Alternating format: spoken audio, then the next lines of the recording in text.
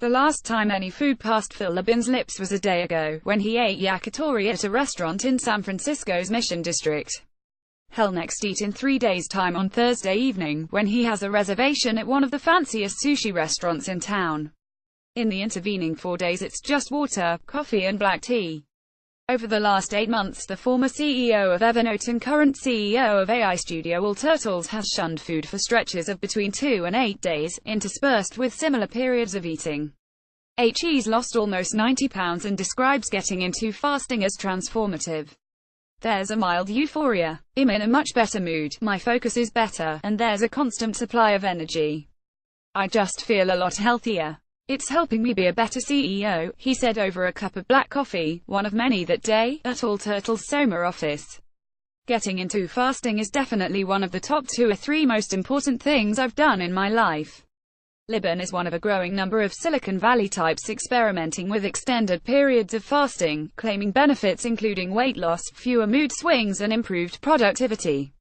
Intermittent fasting gained popularity with the 52 diet, where people eat normally for 5 days a week and eat a dramatically reduced number of calories, around 500 on the remaining 2 days.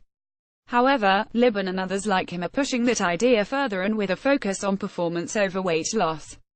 Proponents combine fasting with obsessive tracking of vitals including body composition, blood glucose and ketones, compounds produced when the body raids its own fat stores, rather than relying on ingested carbohydrates, for energy. This, they insist, is not dieting. It's biohacking. Getting into fasting is definitely one of the top 2 or 3 most important things I've done in my life. Phil Libin, CEO of All Turtles, Jeffrey Wu, CEO of biohacking and nootropics company HVMN pronounced Human, led a 7-day fast at his company at the start of 2017, along with more than 100 members of WeFast, a community he founded dedicated to intermittent fasting. Some participants wore continuous glucose monitors, usually worn by diabetics, to check blood glucose levels in real time using pinprick probes inserted into the skin. They also measured blood-elevated ketones, to check that their body was indeed using fat as fuel, a metabolic state known as ketosis. Ketones are a superfuel for the brain, said Wu. So a lot of the subjective benefits to fasting, including mental clarity, are down to the rise in ketones in the system. Wu and others in the company wanted to quantify the impact of fasting on productivity, so they combined the physiological tracking of ketones and blood sugar with a piece of software called Rescue Time that measures how productive individuals are at work. You would think that after 7 days of not eating you would be totally distracted and hunting for food, but at around the 2 or 3 day mark hunger tapers off as ketone levels are elevating.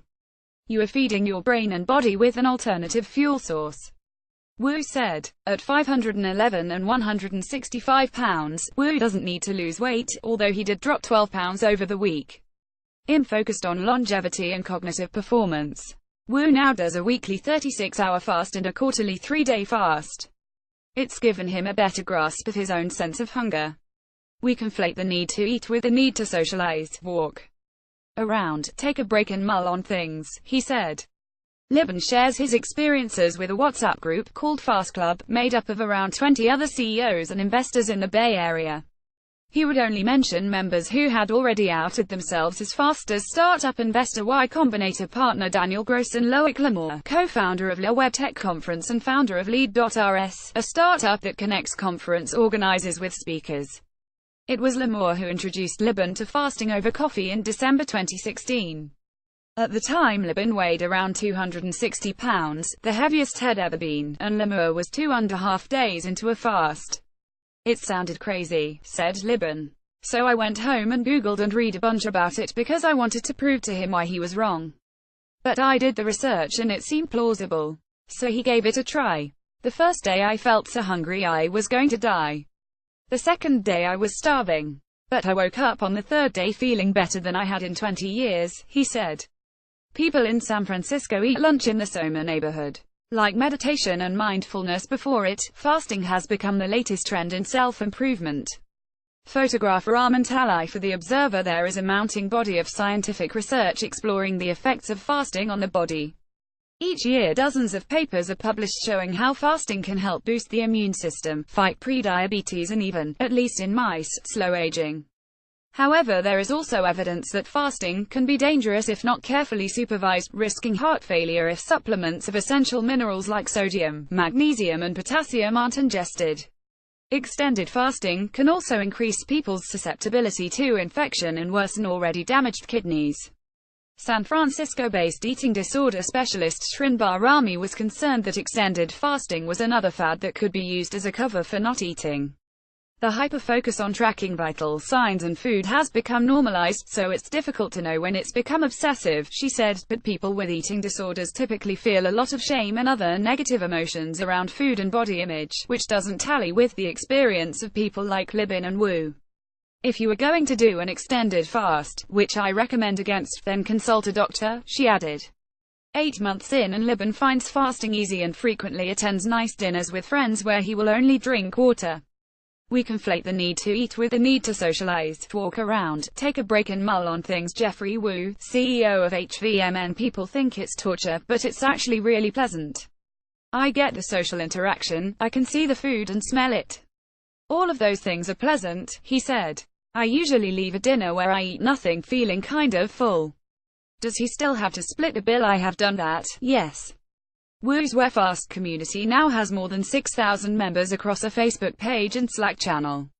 Participants discuss the latest research on fasting and share tips and results. WeFast also convenes offline. There's a monthly meetup in San Francisco where members break fast at a restaurant.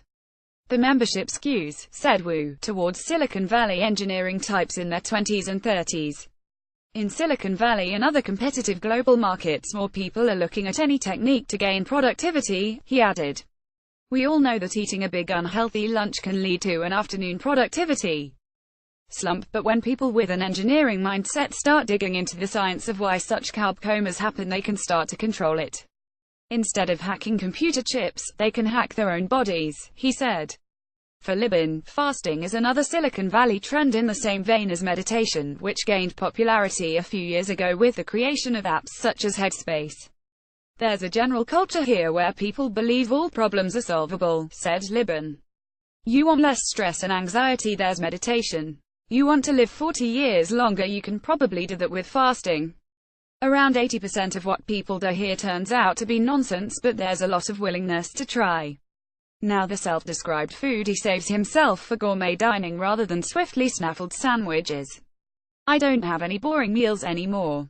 Every time I put food in my mouth it's unique and special. So I'll eat processed carbohydrates like bagels, but only in New York. The bagels in San Francisco suck, and ramen when HES in Tokyo. Since coming out as a faster earlier this year, Libin has been inundated with requests from people seeking his advice on how to get started, but he doesn't think it will ever be mainstream in the way meditation has become. It seems way too extreme, he said.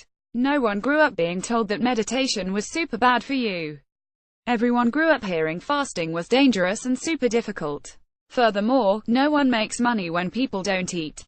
In this society, usually things that work against every entrenched economic interest are hard to take off, said Libin. You need to be a weirdo like me to get into this.